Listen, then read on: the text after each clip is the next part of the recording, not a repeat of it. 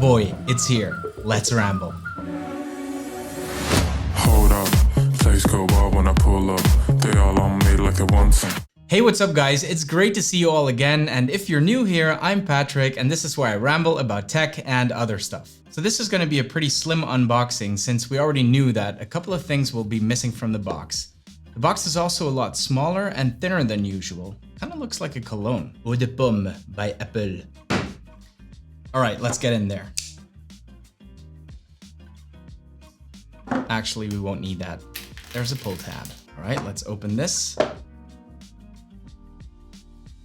it's so pretty, but not yet. Put this aside.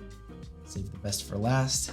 So we already knew there's not going to be a charging brick. All you'll find is this USB-C to Lightning cable.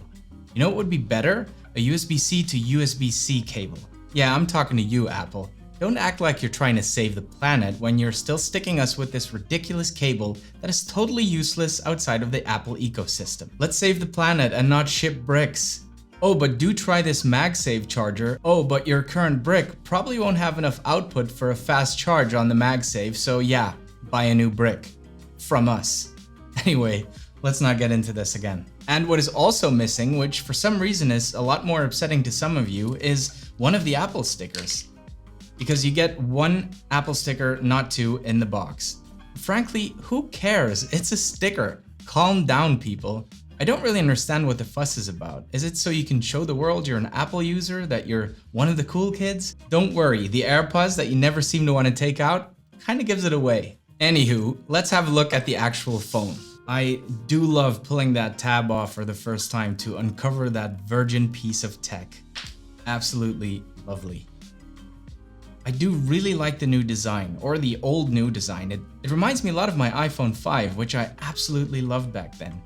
Which is also probably why I went with this old school black version. The sides look really good. I like the matte finish, as it will probably attract way less fingerprints than the stainless steel ones that you will find on the Pro models. Although my phone will probably live in its case most of the time anyway, so the fingerprint thing is really a non-issue for me. Alright, let's put the case on and see what it looks like. By the way, I did a review on the case itself a couple days ago, so click on the card above if you want to check that out. Also, I'll be reviewing the iPhone 12 Pro Max as soon as it drops, so if you're interested in that, be sure to subscribe and hit the bell so you get notified when that video is up. So we got the two cameras on the back, a wide-angle lens and an ultra-wide-angle lens, but no tele-lens that will be found only on the Pro models. What it also doesn't have is a LiDAR scanner, which is supposed to help calculate the exact distance between the camera and your subject.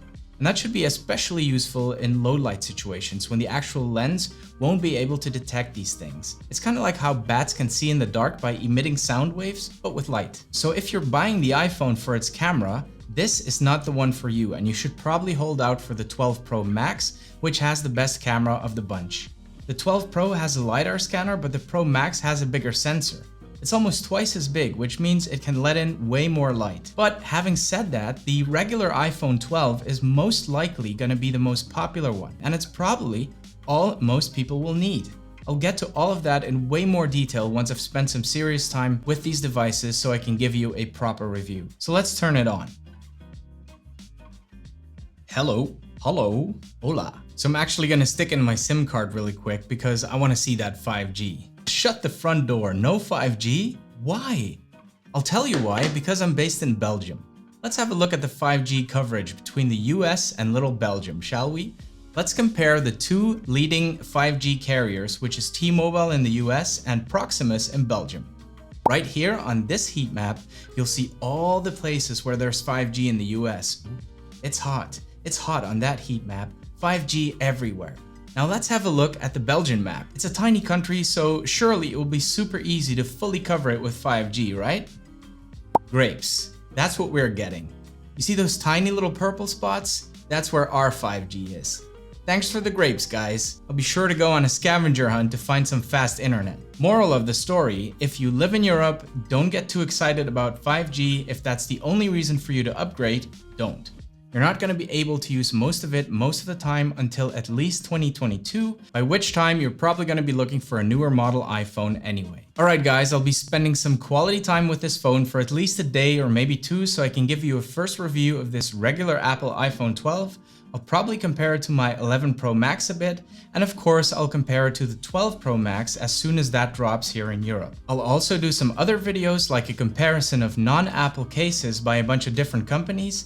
We'll be looking at the best apps and some other iPhone related content. If you like this video, give it one of these and subscribe if you haven't already. It would really go a long way in supporting the channel. Thank you so much for watching and see you in the next one.